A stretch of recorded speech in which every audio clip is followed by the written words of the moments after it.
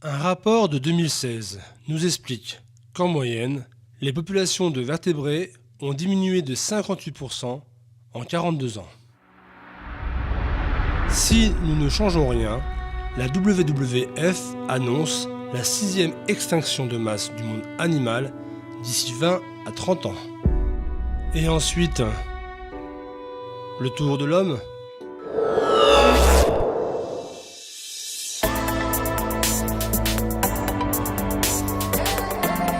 J'ai enfin quitté Paris et ses pollutions pour vivre près de la nature. Mais avec tout ce qu'on entend, je m'inquiète pour l'avenir.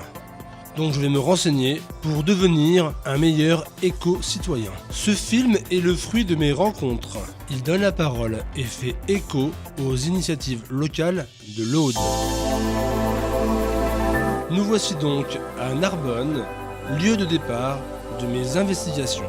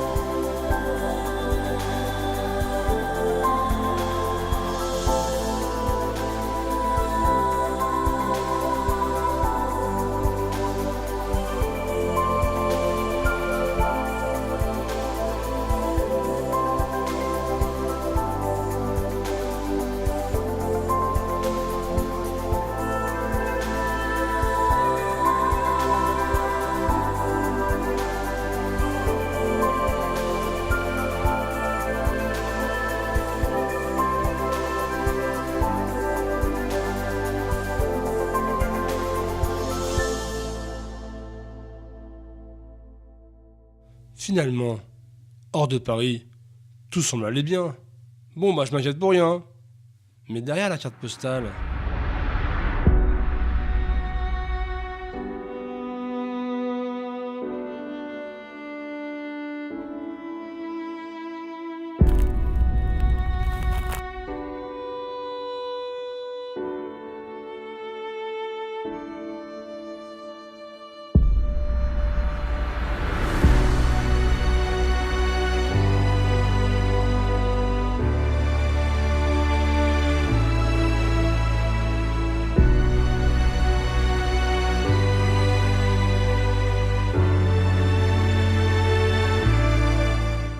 Si on appelle ces endroits le 7e continent, c'est pas par la densité des déchets, parce qu'on n'a pas de gros déchets, ça ne représente pas une île, pas du tout. C'est essentiellement des microparticules qui font entre 1 mm et 5 mm, parce que ce plastique, quand il voyage dans les océans, il se fragmente avec le sel, le soleil, les vagues, et va rejoindre ces endroits sous toute petite forme de particules de plastique. Et donc quand on se rend dans ces gyres océaniques, on ne voit pas d'île. Pour détecter la présence de ce plastique, on utilise des filets à plancton de 300 microns pour le ramasser. Et effectivement, quand on tire nos filets à plancton, on ramasse des quantités énormes de microparticules de plastique. Et avec toutes les séries de coups de mer successifs, les laisses de mer transportent avec elles des échantillons de plastique, des restes de bouteilles, qui appellent après d'autres déchets qui sont volontaires. Où une fois qu'un site est contaminé, ça appelle d'autres comportements néfastes. On vient jeter son frigo plutôt que de l'amener à la décharge. Et c'est d'autant plus important que certains de ces plastiques qui ne sont pas visuels, qui sont tous les petits déchets, après retournent en mer, se fragmentent, rentrent dans la chaîne alimentaire parce qu'ils sont consommés par les poissons. Par la suite, les poissons sont consommés soit par les oiseaux, soit par nous-mêmes, où on se contamine petit à petit avec des particules, des nanoparticules de plastique. Et puis, phénomène plus grave, certains déchets sont interprétés comme étant des proies potentielles. Et donc les oiseaux pélagiques, qui sont donc les oiseaux qui vivent en haute mer, s'alimentent de ça, qui se font carrément des occlusions intestinales et estomacales. Et donc on trouve régulièrement des oiseaux qu'on ouvre et qui sont remplis de petits bouchons, de briquets, etc.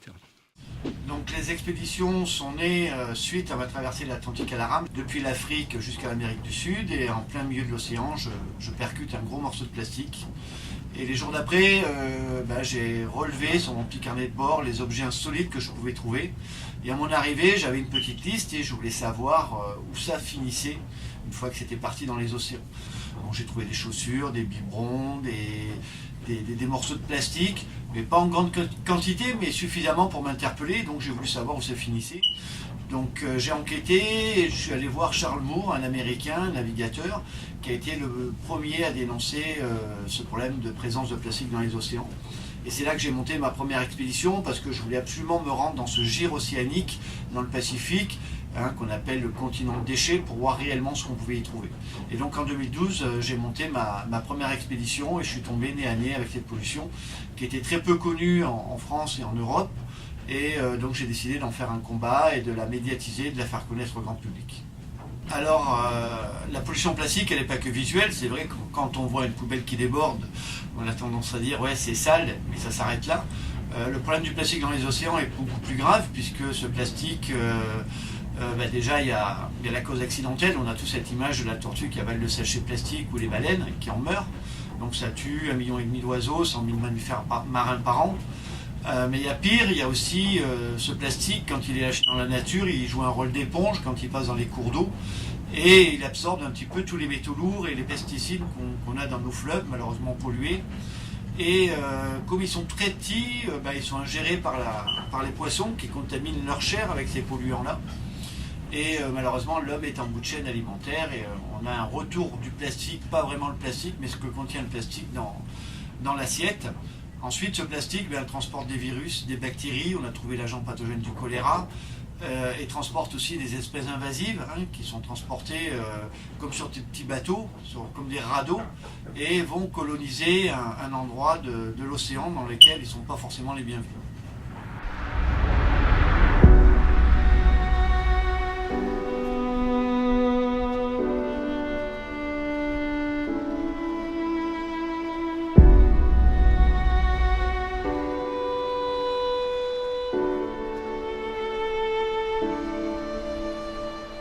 Donc on trouve ces microparticules entre 1 mm et 5 mm, et on nous dit qu'il y a 270 millions de tonnes de plastique à la surface, c'est les chiffres de l'UNESCO et de l'ONU.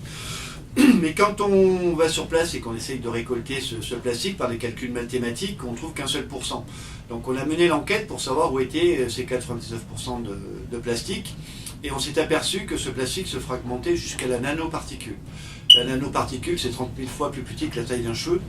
Et donc là, on vient d'ouvrir encore une nouvelle page, parce qu'il faut qu'on reparte en expédition pour savoir où vont ces nanoparticules. Est-ce qu'elles coulent, est-ce qu'elles restent entre deux eaux à la surface, ou est-ce qu'elles montent dans l'atmosphère? Voilà. Pour l'instant, il n'y a aucune recherche qui a été faite sur les nanoparticules dans les océans, parce qu'on vient de découvrir ça il y a 1 an et demi. Donc on doit encore écrire des chapitres au niveau de la recherche pour savoir où ça va. Alors, sur les expéditions, on part en général avec 4 scientifiques, tous spécialistes dans leur domaine, et on est 6 membres d'équipage. Mais au-delà, l'association regroupe 80 chercheurs avec 14 laboratoires, ce qui fait d'ailleurs l'ONG la plus avancée en termes de recherche sur la problématique du plastique. Vous partez combien de temps en mer en général? Alors tout dépend bien sûr des zones à explorer et à étudier. Là, on va partir l'année prochaine dans l'Atlantique Sud. Là, c'est une mission pour l'équipage de 3 mois et pour les scientifiques 1 mois. Alors, faut savoir qu'un déchet plastique, quand il est lâché dans la nature, il va suivre le cours de l'eau. C'est tout simplement, on jette un gobelet en haut du Mont Blanc, quand la neige va fondre, il va rejoindre le petit ruisseau la rivière le fleuve, et le fleuve va tout vomir dans l'océan. Alors c'est pas parce qu'on habite à Narbonne ou à Sigean ou au Cap d'Agde qu'on pollue plus les océans. On peut habiter à Strasbourg, à Toulouse, du moment qu'un déchet se retrouve dans la nature, il va automatiquement rejoindre l'océan par les cours d'eau. Le vent aussi, bien sûr, parce que le vent va déplacer l'objet, et l'objet va forcément un jour tomber dans un ruisseau. Parce que même s'il ne tombe pas dans un ruisseau, il va se photodégrader à terre, et quand il va pleuvoir, ces microparticules, elles flottent et vont suivre le ruissellement de l'eau. Donc ce qu'il faut savoir aussi, c'est que 80% des déchets qu'on retrouve dans les océans viennent des continents.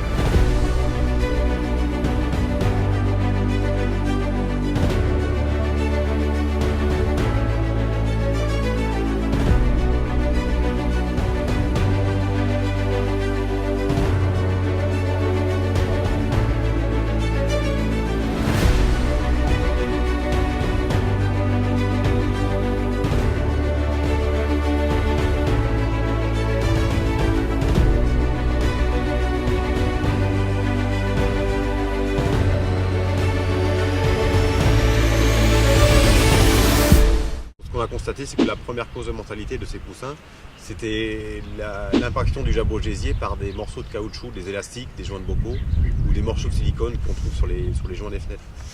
Et en fait, c'est toutes ces parties indigestes qui peuvent ressembler vaguement à un lombric ou à un gros ver de terre pour l'adulte, sont ramenés donc par les adultes qui vont passer les journées en décharge à ciel ouvert, qui ramènent ces éléments à leurs poussins et qui les en nourrissent directement.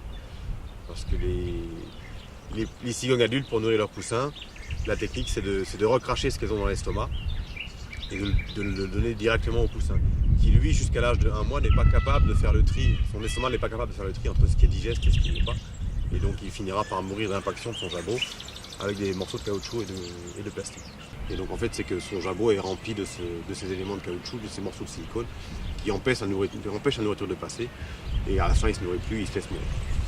Ça peut représenter jusqu'à 150-200 grammes de caoutchouc pour un cigogneau de moins de 1 kg. Ça peut être très impressionnant. Alors en contrepartie, les décharges, elles favorisent l'hivernage des cigognes sous nos latitudes. Et essentiellement, l'hiver, c'est dans les décharges à ciel ouvert qu'elles se nourrissent. Il se passe un contexte extrêmement intéressant, c'est que, ça y est, tout le monde a compris sur toute la France qu'il fallait arrêter de produire du déchet. Si on en produit, il faut les recycler. Il faut remonter la chaîne, il faut aller penser à la conception du produit, pour qu'on ait une éco-conception, que ce soit fait pour qu'on puisse récupérer toute la chaîne, c'est-à-dire qu'on ne dise pas, il y a un déchet, on va essayer de le recycler, si on dit non, ça ne sera même pas du déchet, on fait la fin de vie, elle est prévue pour être, voilà, de manière à ce qu'on ait ce qu'on appelle l'économie circulaire, que l'espèce humaine se met à fonctionner comme la Terre, elle recycle tous ces trucs, elle ne dit pas j'en prends un bout et je jette à côté, non. Donc voilà, donc on est donc dans cette phase-là. Donc on sait bien que tout ce qui est traitement ultime des déchets, que ce soit l'enfouissement ou les incinérateurs, c'est appelé à diminuer. Il est prévu par exemple qu'à partir de 2025, chacun d'entre nous trie les déchets biodégradables. Les déchets biodégradables, c'est-à-dire les aliments, les trucs, les machins, c'est 1/3 de la poubelle.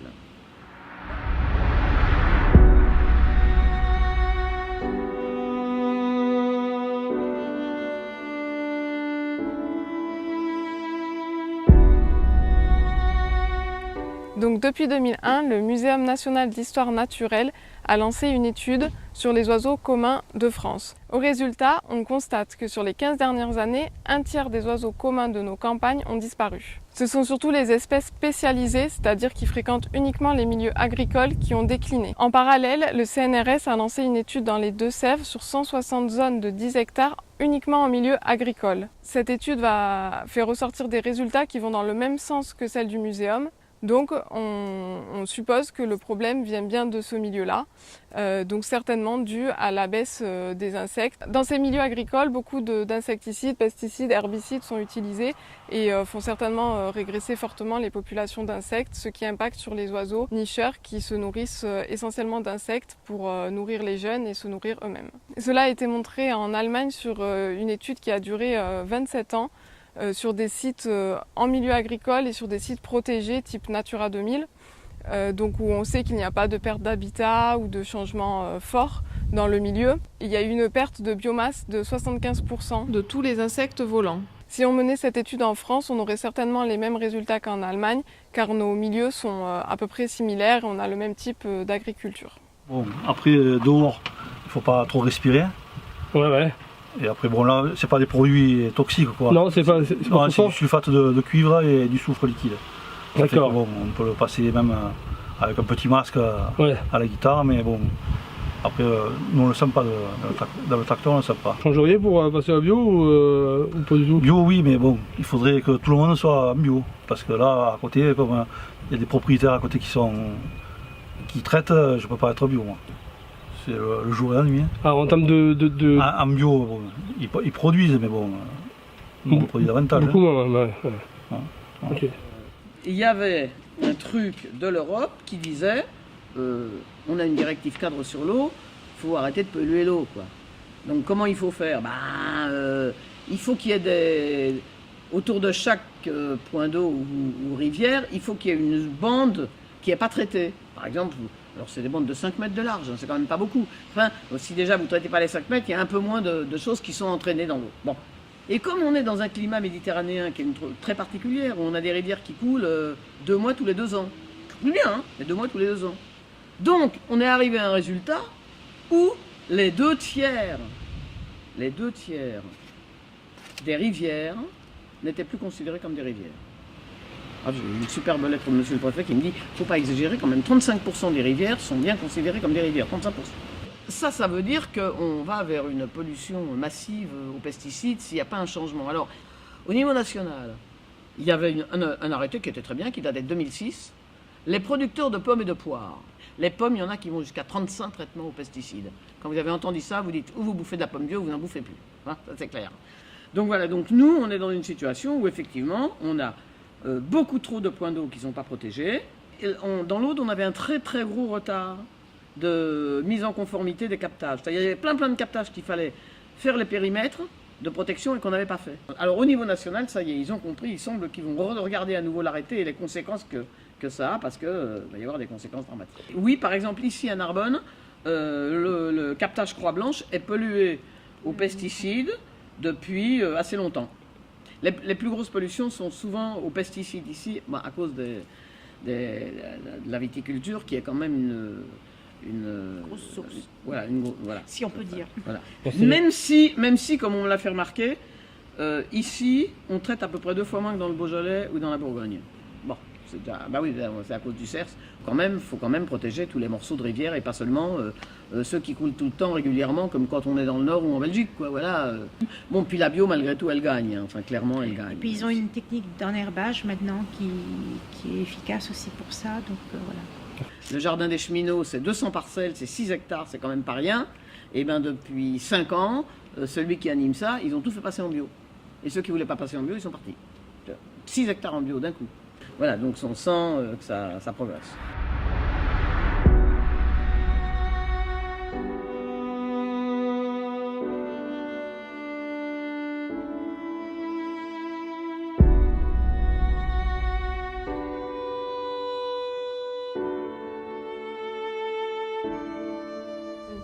Le changement climatique, on sait aujourd'hui que c'est quelque chose qui est en partie naturel, mais qui a été gravement accéléré par la main de l'homme, et notamment à cause de tout le système industriel, les rejets de gaz carbonique, de méthane, que ce soit dans l'industrie, l'agriculture, au quotidien, dans notre consommation d'électricité, l'utilisation des voitures. Donc en un siècle, nous savons déjà que la température moyenne de la surface du globe a augmenté de 0,6 degrés. Les prévisions annoncent encore des augmentations d'au moins 1 degré de plus, voire beaucoup plus. En France, nous avons des oiseaux qui se reproduisent au printemps-été sur notre territoire et qui sont obligés de migrer en hiver en Afrique, tout simplement parce qu'il n'y a pas assez de nourriture en France à cette période-là. Donc normalement, ces oiseaux migrateurs reviennent au moment du pic d'abondance des insectes pour avoir assez de nourriture pour se nourrir eux-mêmes et nourrir leurs poussins. À cause du changement climatique, ce pic d'abondance peut se décaler. Le printemps va être de plus en plus précoce, donc les insectes seront là trop tôt. Et quand les oiseaux migrateurs vont arriver, leur éclosion des poussins ne correspondront plus au pic d'abondance, ce qui fait qu'ils n'auront pas assez de nourriture pour bien les nourrir, donc il y aura plus d'échecs, de mortalité, des poussins trop faibles. Certaines espèces vont réussir à s'adapter en avançant légèrement leur date d'arrivée. Mais si le changement climatique s'accélère et devient de plus en plus fort, génétiquement, leur capacité de changement sera trop lente et trop faible pour pouvoir toujours être au moment du pic d'abondance des insectes. Surtout que le trajet leur demande beaucoup d'énergie. Beaucoup de passereaux traversent le Sahara, qui devient de plus en plus grand en plus avec le changement climatique. Ils ont besoin de temps pour se remettre, se reposer, refaire leur force avant de repartir, donc ils ne pourront pas indéfiniment l'avancer. Donc ça sera le premier problème. Certaines espèces ont du coup décidé qu'il était plus avantageux pour eux de ne plus migrer. C'est le cas typiquement ici des cigognes blanches. Depuis quelques années, on a une centaine, 150 d'individus, et ce chiffre augmente régulièrement, qui passent l'hiver dans l'Aude. Elles considèrent que c'est plus avantageux pour elles de rester en France plutôt que de faire le trajet jusqu'en Afrique avec tous les risques qu'implique la migration, de tempêtes, de ne pas trouver assez de nourriture, de se faire chasser en Afrique, etc. Si toute la population se met à rester en France, Espagne, et qu'il n'y a plus d'oiseaux migrateurs qui décident d'aller en Afrique, et qu'il y a un épisode froid extrême en hiver, comme cela peut arriver avec le dérèglement climatique, le risque est accru d'une mortalité forte sur l'ensemble de la population. De plus, ce retour précoce d'oiseaux migrateurs ou cette sédentarisation des oiseaux migrateurs va créer une nouvelle concurrence entre les oiseaux anciennement sédentaires et les oiseaux nouvellement sédentaires. Donc en termes d'habitat, il va falloir qu'ils en trouvent assez pour tout le monde. On sait aujourd'hui qu'une des premières causes de perte de biodiversité, c'est la perte d'habitat, que ce soit par l'urbanisation, le défrichement, l'arrachage des haies, toutes les pertes d'habitat. Donc il va bien falloir faire attention à recréer ces milieux naturels ou les conserver pour laisser la place à toutes les espèces. Parce qu'avec la montée annoncée du niveau de la mer, il y a pas mal de sites très littoraux qui risquent à terme d'être recouverts par l'eau. Et donc ce sont des sites de reproduction qui vont disparaître. L'idée de faire cet îlot dans les anciens salins de Campignole, c'est aussi parce que les digues sont plus hautes que le niveau des étangs. Ce qui va bien dans le sens de ce qu'on appelle le repli stratégique. Donc c'est vrai pour l'être humain, puisque à terme on sera obligé de bouger des bâtiments, des routes, et ça a déjà commencé du côté de Sète par exemple. La perte de biodiversité, c'est souvent le manque d'alimentation. Il n'y a pas assez à manger pour certains oiseaux, et généralement pour les oiseaux, pour que tout se passe bien, pour la biodiversité, il faut à la fois le gîte et le couvert. Donc là, nous, on leur offre le gîte. Donc en fait, voilà, donc la création de l'îlot s'inscrit tout à fait dans la continuité d'une action qui a eu lieu là pendant 5 ans, qui s'appelait le Life en vol, et qui a consisté à créer sur toute la façade méditerranéenne des îlots et aussi des radeaux, dans le même esprit que ce qu'on fait nous maintenant, de façon à conforter les colonies de l'art olémicole. L'urbanisation ici. L'urbanisation, c'est on est une des populations. Voilà, la population elle augmente, les gens y descendent, ils veulent venir à Narbonne. Comme je dis, en rigolant pas d'ailleurs, ils ont les pieds dans l'eau et les jours des inondations, ils vont avoir la tête dans l'eau. Donc ici, par exemple, à Cuxac, on a dit à tous les gens, tous ceux qui n'ont pas de premier étage, vous mettez un truc sur le toit qui vous permette de monter sur le toit et d'attendre qu'on vienne vous chercher en hélicoptère si un jour il y a un pépin. Et qu'on est aussi dans une région hyper protégée avec beaucoup d'espaces naturels et des zones humides à protéger. Donc c'est une lutte permanente au niveau du quotidien, toujours en train de se battre pour que soit respectée la loi, notamment la loi littorale. Il y a eu un gros progrès, c'est que jusqu'à maintenant les plus importantes communes littorales n'avaient pas de PPRL. Et il y a des PPRL et il y a des PPRI, on met inondation à la fin pour le I. Ce qui était possible il y a 20 ans ou 30 ans ne l'est plus maintenant. C'est-à-dire? Eh ben, aller sur la plage en voiture, marcher n'importe où, voilà, aller avec son petit camping-car dans les espaces naturels. Et donc il faut gérer. C'est pour ça qu'on a créé qu'il y a eu des Natura 2000, qu'il y a eu des plans de gestion et qu'il y a eu, voilà. Et donc la circulation automobile sur les plages est quelque chose d'interdit. Et on est un des rares départements en France qui ne s'est pas encore appliqué. L'accès à la plage est autorisé pour tout le monde, seulement pas pour les voitures. Sur le littoral, dans les lagunes, les îlots faisant défaut, très souvent certaines colonies s'installent à même le sable sur les plages. Bon, généralement, c'est voué à l'échec, d'autant plus que maintenant, les plages sont vraiment utilisées très tôt en saison, par les gens qui viennent se baigner, se promener, enfin jouer sur la plage, etc. Or, les oiseaux, d'avril à fin juin, début juillet, ont besoin d'être tranquilles. Dernièrement, depuis maintenant 2 ans, Rubrésus a été la première association à soulever le problème que présentait le projet TDN, traitement des déchets radioactifs nitratés de Malvesie. Et grâce à nos compétences techniques, on a pu élaborer divers rapports scientifiques qui ont mis en évidence toutes les lacunes et les impacts de l'enquête publique, au point de vue notamment pollution atmosphérique.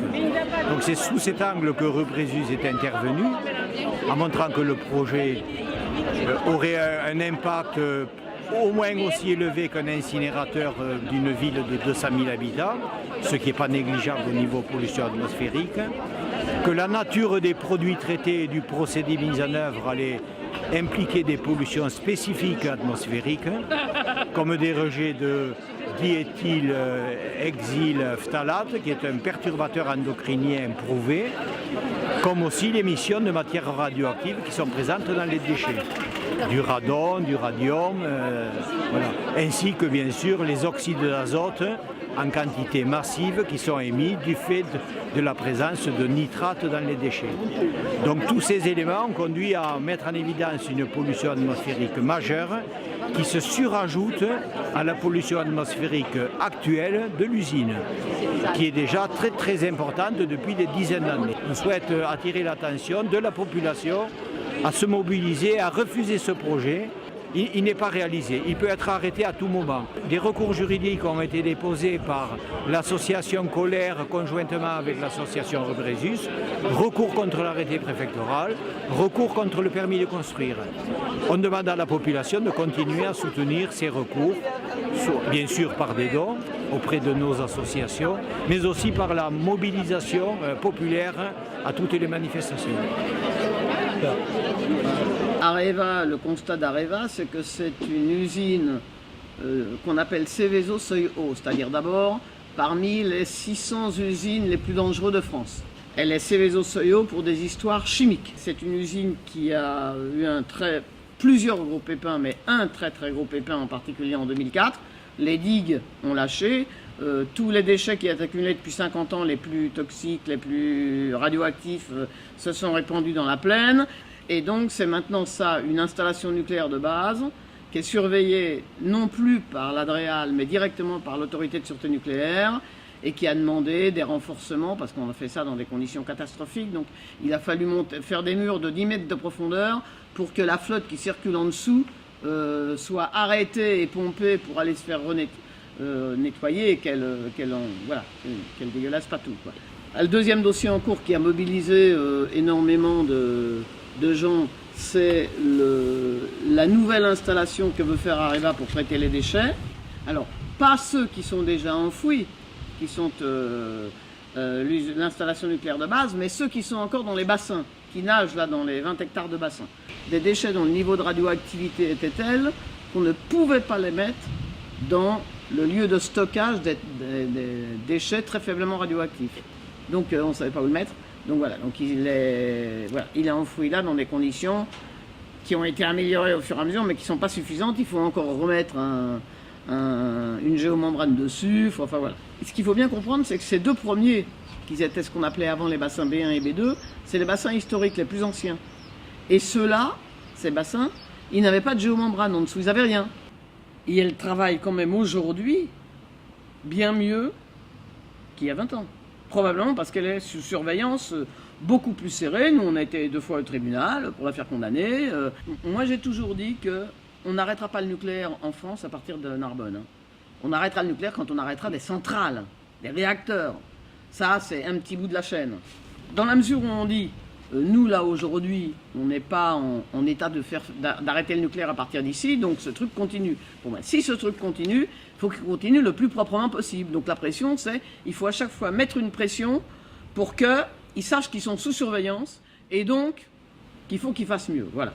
Donc nous, c'est vrai qu'on les avait fait condamner une première fois en 2009 et là, on a eu le résultat, on les a fait condamner une deuxième fois pour toute une série de non-respect de leur arrêté. Voilà, il y a un arrêté préfectoral, il n'est pas respecté. Alors, vous avez 3 mois pour le faire respecter, dit l'inspecteur, puis la fois d'après, et puis la fois d'après, puis chaque année, il y en a d'autres. Voilà.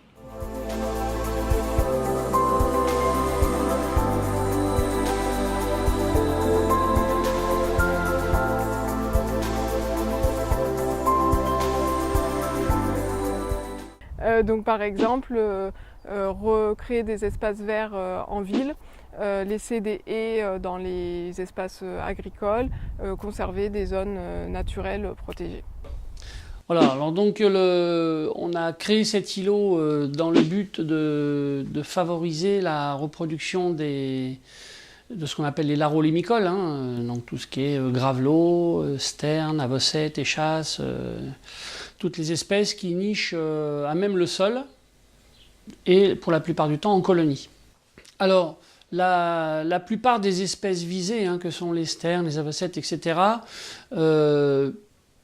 préfèrent pour se reproduire un îlot qui sécurise la colonie, puisque entouré d'eau, les prédateurs ne peuvent plus accéder. Il faut une certaine distance, il faut au moins 40 mètres. Bon, là, on a 70 mètres. Il me semblait important et nécessaire de lancer une restauration écologique sur le port, car on doit être tous sensibilisés à l'environnement et notamment le développement durable. D'où l'idée de lancer 3 opérations importantes qui sont à l'heure actuelle donc la création de nurseries sur le port, à savoir des nurseries pour la protection des postes-larves et des poissons. Donc ça a été fait il y a de cela une semaine où nous avons installé 66 bio-huttes. Et cela s'est fait dans le cadre d'un partenariat avec l'Agence de l'eau et puis aussi la partie région. C'est quoi une bio-hutte? Une bio-hutte, ce sont des nurseries, à savoir ce sont des cages qui contiennent des coquillages d'huîtres et qui permettent aux larves de pouvoir se protéger contre les prédateurs. Et on en a 66 dans le port. Et on s'est aperçu que, effectivement, par rapport à des analyses scientifiques qui avaient été faites, que au niveau de la faune et la flore, ça multipliait par 10 la présence des poissons. Et c'est comme ça que pendant 2 ans, nous allons avoir des études scientifiques qui vont être faites pour voir l'évolution de la nurserie.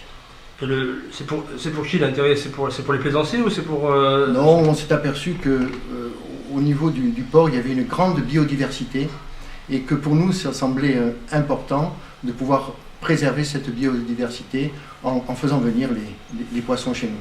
Et c'est vrai que les analyses qui ont été faites montrent que le port, vraiment, il a une qualité de l'eau, sinon meilleure que dans la mer. Alors pour moi en bio, ce qui est indispensable, pour les légumes, c'est tout ce qui est rotation de culture, ça c'est vraiment indispensable, un minimum de 4 ans, et tout ce qui est auxiliaire de culture, c'est-à-dire tout ce qui est oiseaux, entre autres par exemple les mésanges bleus.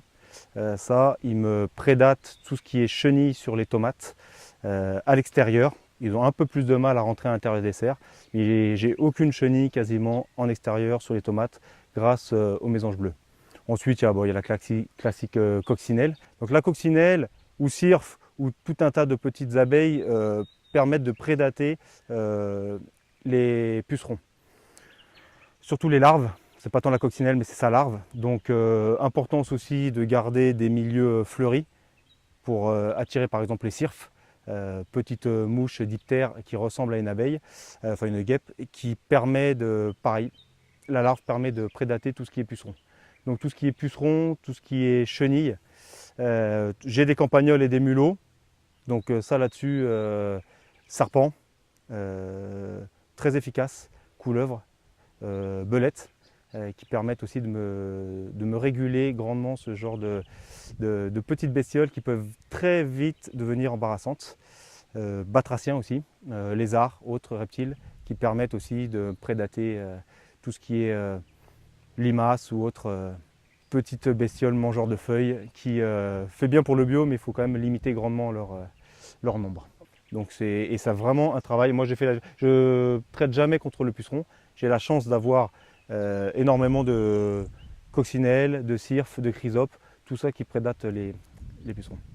Et tout ça grâce aux haies, grâce aux fleurs que je peux mettre de temps en temps. Et voilà, ça c'est hyper important d'avoir ce genre de milieu. Oui, donc les vers de terre sont bien sûr présents et on permet de ne pas les détruire grâce au non-import de produits chimiques, ce qui nous permet de les avoir. D'ailleurs, ça a été flagrant, l'année dernière j'ai été inondé et c'est vrai que tous les vers de terre sont remontés en surface en fait. Donc ils travaillent en profondeur, ils font leur travail grandement.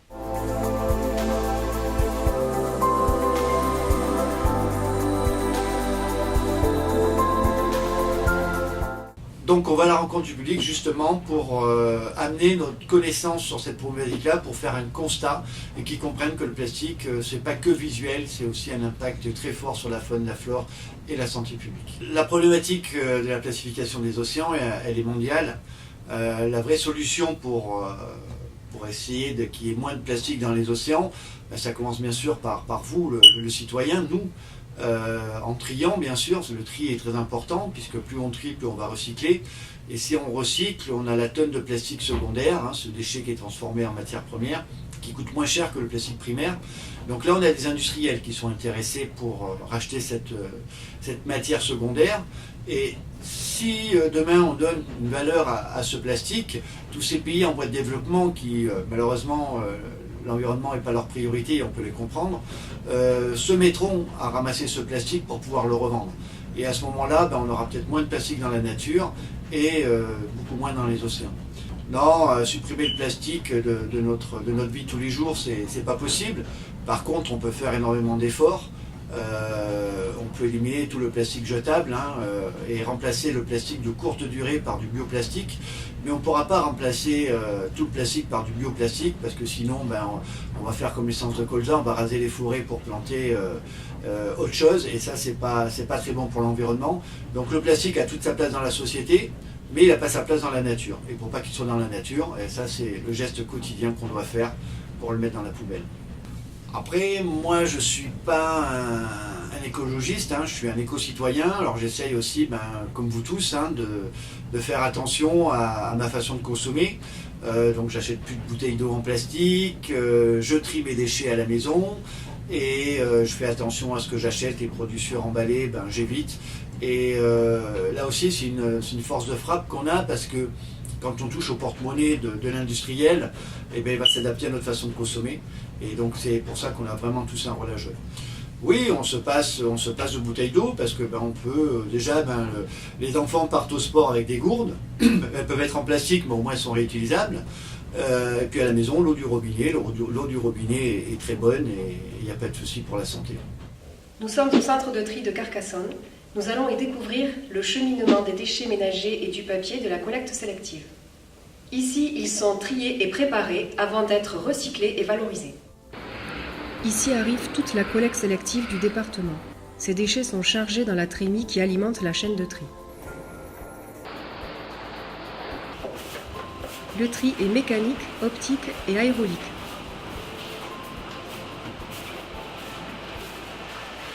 Désormais, il n'y a plus de tri manuel des emballages ménagers recyclables. Les opérateurs sont de véritables contrôleurs de la qualité du tri mécanisé. Ils sont les garants de l'optimisation de ce tri et de l'efficacité de ce process. D'une capacité de 18 000 tonnes par an, le centre de tri traite près de 6 tonnes de déchets entrants par heure. Les déchets triés sont mis en balle avant d'être expédiés dans les usines de recyclage ou de valorisation. Pour promouvoir la démarche zéro déchet, zéro pesticide, le Covaldem a créé un jardin pédagogique. C'est un véritable écrin de biodiversité au milieu de la zone industrielle. Certains déchets n'ont pas leur place dans les conteneurs jaunes. Ils doivent être amenés en déchetterie. C'est alors qu'une partie peut être récupérée et confiée aux ressourceries et recycleries.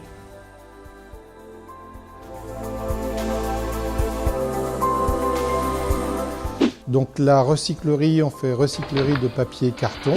Donc on fait de la collecte auprès des collectivités, des professionnels et aux personnes qui nous apportent des cartons.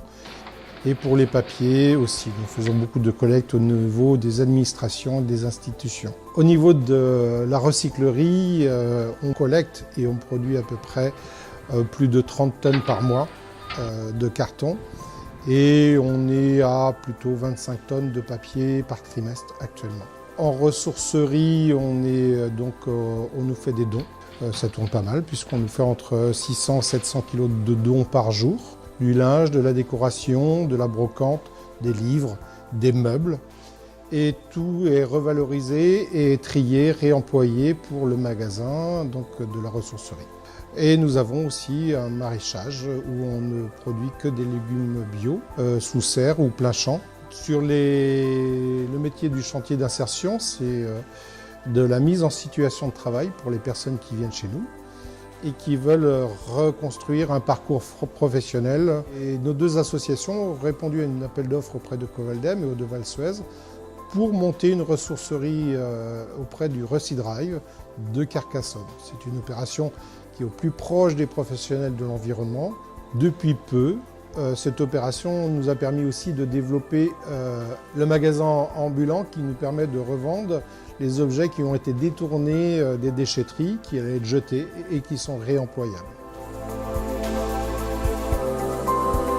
Puis on est nombreux, hein, les gens se sont mobilisés pour finir ce chantier qui nous tient à cœur.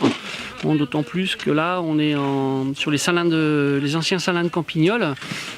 Donc on a un projet de restauration du site et surtout la mise en place d'un îlot de reproduction pour ce qu'on appelle les larolimicoles, c'est-à-dire tout ce qui est sterne, mouette, goéland railleur, etc. Voilà, moi par rapport à mon intérêt à l'environnement, à la protection et à la préservation, je trouvais que c'était important en fait de participer à ça et d'être acteur dans tout ça. Donc aujourd'hui on a axé la dépollution sur les petits morceaux de plastique, les fragments de plastique très dangereux parce que il y a les poissons, il y a les oiseaux qui les ingèrent et ça se retrouve dans notre assiette. Donc c'est pour ça qu'on a axé cette action sur ces microplastiques, donc avec des seaux, avec des sacs en toile de jute pour qu'on puisse les vider, les réutiliser et ensuite trier. Donc l'objectif c'est de nettoyer toute la planète en un seul jour et ça va partir du Japon, ça va faire tout le tour de la Terre, voilà, et ça va revenir sur les plages de Hawaï au coucher de soleil. J'ai une conviction, si chaque personne ramasse une bouteille plastique par terre, ça fera 7 milliards de bouteilles plastiques ramassées.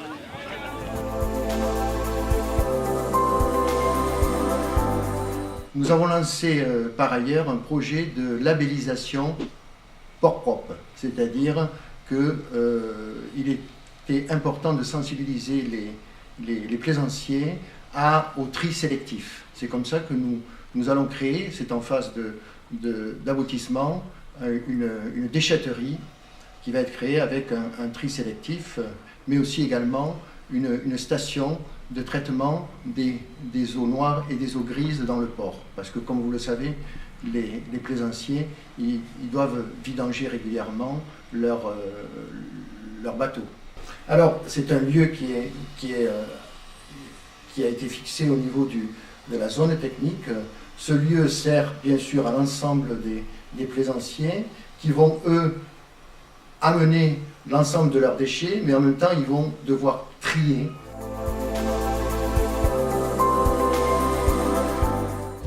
Donc la campagne EcoGeste est une campagne de sensibilisation à destination des plaisanciers qui se déroule sur toutes les côtes méditerranéennes en France, en Occitanie, en PACA et en Corse. Il y a des coordinateurs et des associations ambassadrices comme l'association Eau Locale. On présente la campagne sur des stands, en apéro-ponton ou sur des événements. Mais surtout, cette année, l'accent est mis sur les entretiens avec les plaisanciers pour parler de leurs pratiques et leur suggérer de les améliorer et de faire des choses plus respectueuses de l'environnement et pour la qualité de l'eau. Et on utilise des techniques de communication engageantes où on leur demande de signer l'engagement et d'afficher le fanion pour que les actes suivent les paroles. On est parti sur la base déjà d'être un collectif, ce qui est assez différent d'une association, d'un groupe. On est juste donc des individus qui gardent leur sensibilité, voilà, et qui essayons d'aller dans la même direction ensemble. Voilà. En gros, c'est ça. Donc on s'est axé quand même sur la transition énergétique parce que c'est de là que part tout, même si on essaie d'aborder tous les sujets parce que tout est lié. Alors on a décidé de faire une action sur le marché parce que ça permet de parler directement aux gens et de rencontrer des personnes qui ne s'expriment pas habituellement, qui ne sont pas non plus nécessairement sensibilisées et qui peut-être n'auront jamais accès à l'information qu'on essaie de fournir. Donc on est parti vraiment sur le porteur de parole, qui est une idée de Maguelone, qui est de poser une question assez simple. Alors, pensez-vous que vous contribuez à l'amélioration des conditions de vie sur notre planète? Conditions de vie étant essentielles, bien sûr, dans la question. Et de là, en fait, les gens, on s'aperçoit que les gens répondent volontiers, sont tout à fait ouverts à la discussion. C'est très intéressant, je pense que c'est enrichissant pour nous et pour eux. Ici, en région Occitanie, qui est une région très pauvre, nous avons plein de ressources. Nous souhaitons développer une économie verte pour enrichir la région. Nous pouvons nous enrichir sans démolir la nature, sans créer davantage de risques de changement climatique. Si nous, citoyens, gardons la main, la décision. Beaucoup de gens nous disent « oui, vous avez raison, il faut faire ce que vous faites, c'est très bien, mais à quoi bon ?» On pense que c'est une goutte d'eau dans l'océan, il y a tellement à faire, il y a un pouvoir tellement important contre nous. Qu'est-ce que vous avez fait aujourd'hui ou en ce moment pour l'environnement? Aujourd'hui, on vient juste de jeter le verre dans le bac à verre, donc de faire le tri, et le papier dans le bac jaune avec le carton également. Et bon, ça fait partie des petites choses au quotidien qu'on peut faire pour améliorer un petit peu la vie de notre planète. Ne pas utiliser la voiture aujourd'hui par exemple, c'est dimanche, on peut se balader en ville sur la voiture, en vélo, aller faire ses courses avec un sachet réutilisable par exemple, réutiliser les sachets qu'on avait à la maison, et quoi d'autre? Et cuisiner végétarien aussi, ça peut être cool. Pourquoi végétarien? Pour le respect de l'animal et de la planète aussi, parce que l'industrie de la viande est un petit peu controversée à ce niveau-là. Beaucoup d'utilisation d'eau, de pesticides, ce genre de choses, donc on va faire ça aujourd'hui. Et local. Et local aussi, exact. Ouais. Consommer local. Et de saison aussi. Pas encore les tomates, même s'il fait beau. Mais en tout cas, déjà, je pense qu'ils sont contents de voir qu'il y a des gens qui occupent l'espace public pour parler de ces sujets. Et au moins, ils savent qu'ils ont un contact. Si jamais ils voulaient se regrouper avec d'autres, ils savent qu'ils peuvent nous contacter. Le fait d'être lié aussi à la sauce épicée, ça permet aussi d'avoir un endroit où on peut se croiser lors d'un repas. Et éventuellement, si vous voulez faire des réunions, on pourra en faire là-bas. Le fait d'avoir un lieu, c'est important. Alors nous, dans l'idée, ce qu'on voulait, c'est d'être nombreux, c'est qu'il y ait de la musique, qu'il y ait un espace pour les enfants. Donc là, pour l'instant, on n'en est pas encore là. Mais on se dit que s'il y a des gens qui nous rejoignent, on pourra en effet essayer d'être un peu plus présent, un peu plus visible sur le marché à Narbonne. L'ouverture du local était importante pour nous parce que l'idée du projet c'était d'avoir un lieu où il puisse se passer des alternatives, qu'elles soient écologiques, économiques ou solidaires, Concrètement, voilà, chacun peut amener son idée, son savoir-faire ou son savoir tout court, réparer des vélos, faire un lombricompost, faire sa lessive soi-même, faire des cosmétiques. Voilà, il y a eu toute une série d'ateliers menés dans ce cadre-là. Et justement, dans le local, on a mis ça en pratique avec des toilettes sèches qui ont été créées en fait de toutes pièces.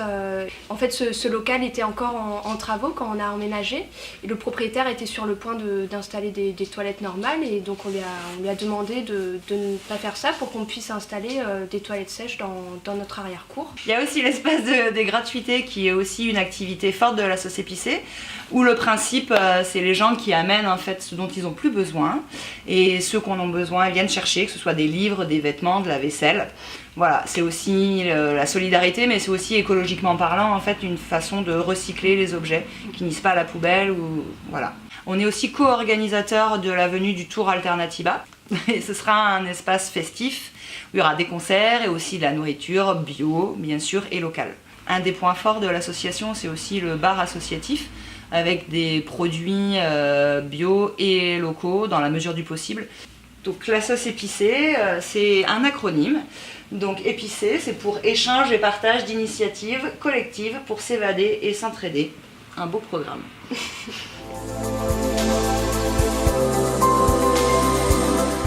Donc la MAP est une association qui regroupe à la fois les consommateurs et les producteurs.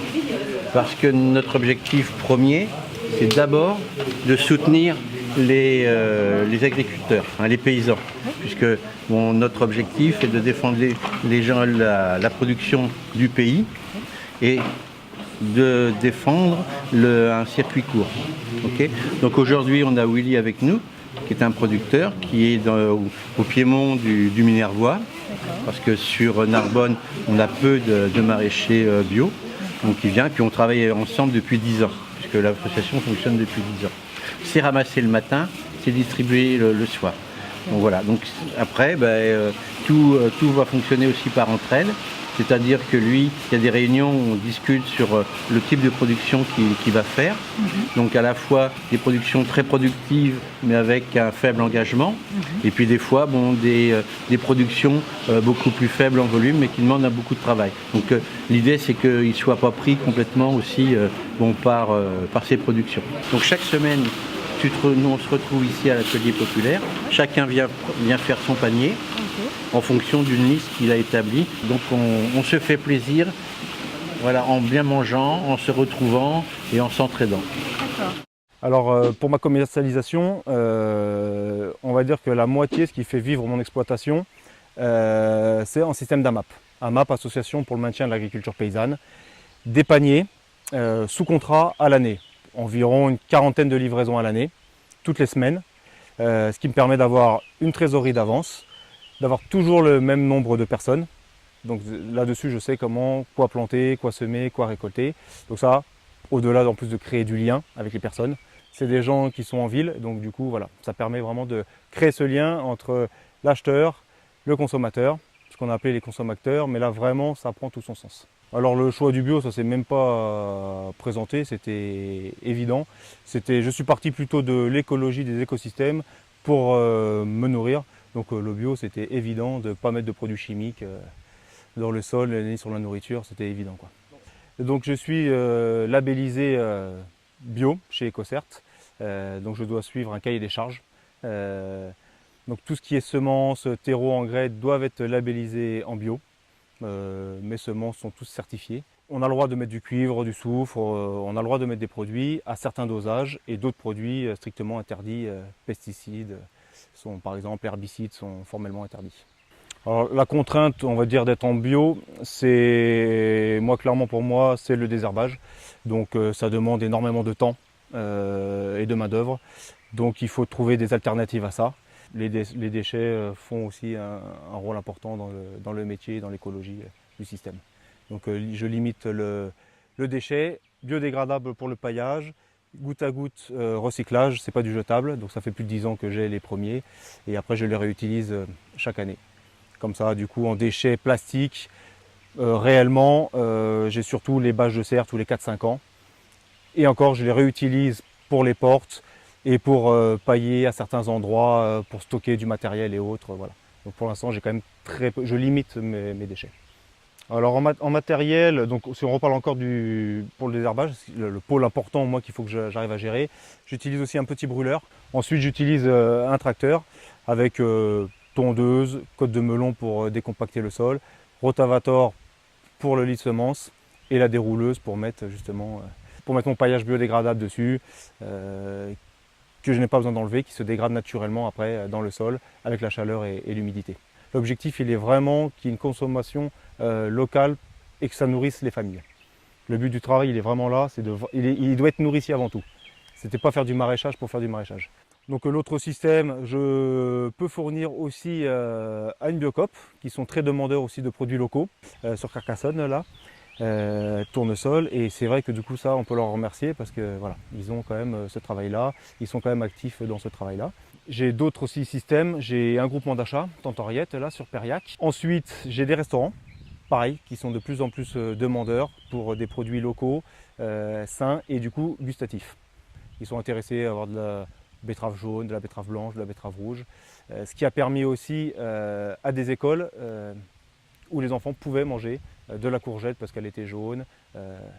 Et ça, c'est quand même très important aussi de nourrir la jeune génération. Je fais pas mal d'oignons, différents oignons.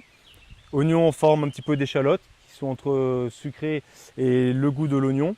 Très intéressés par la clientèle, les restaurants et autres. Échalote ail, c'est des super produits qu'on peut conserver après tout le reste de l'année.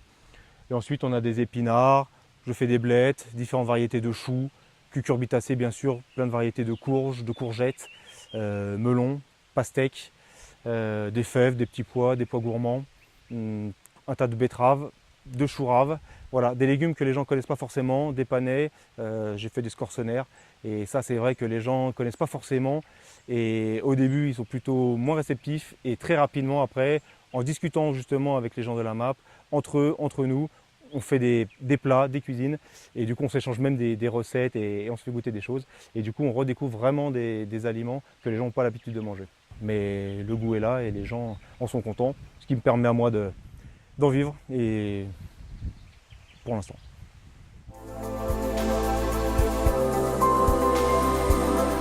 La tendance actuelle, c'est de préconiser de manger moins de viande, voire plus du tout, pour des raisons à la fois écologiques et éthiques. Il faut savoir que pour produire 1 kg de bœuf, ça demande environ 15 500 litres d'eau douce, utilisée principalement pour irriguer les céréales et le fourrage, pour nourrir ces animaux et pour pouvoir produire de la viande. Et pourquoi est-ce qu'on cherche à consommer beaucoup moins d'eau douce ?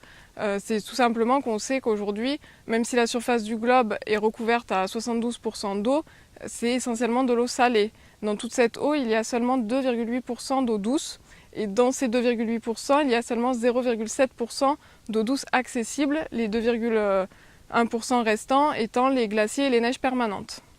Donc la deuxième raison, les émissions de gaz à effet de serre, selon l'Organisation des Nations Unies pour l'alimentation et l'agriculture, l'élevage représente 14% des émissions de gaz à effet de serre dans le monde, et dans ces 14%, il y a 9% rien que pour les bovins. Donc c'est à peu près équivalent au secteur des transports, ces 14%. De plus, l'élevage industriel émet du méthane et du protoxyde d'azote. Il existe un indice de potentiel de réchauffement climatique qui compare l'impact de l'émission de ces gaz par rapport au CO2. Et donc il faut savoir que le méthane est 25 fois plus impactant que le CO2 et le protoxyde d'azote 300 fois plus. Ces émissions sont principalement dues aux épandages d'engrais et à la digestion des ruminants. La troisième cause, c'est la déforestation. Aujourd'hui, 70% des terres agricoles sont destinées à nourrir le bétail. Donc chaque année dans le monde, c'est des millions d'hectares qui sont déboisés pour laisser place à cette agriculture et au pâturage du bétail. Et donc il faut savoir que 70% de la déforestation est due à cette cause. La dernière cause est une cause plus éthique, à savoir la souffrance animale. Donc pour nourrir cette faim de plus en plus forte de viande, les élevages sont de plus en plus intensifs avec plus d'animaux, des animaux encore plus engraissés. Par exemple en France, 75% des 800 millions de poulets sont élevés sans voir la lumière du jour et 95% des 25 millions de porcs sont élevés sur caillebotis.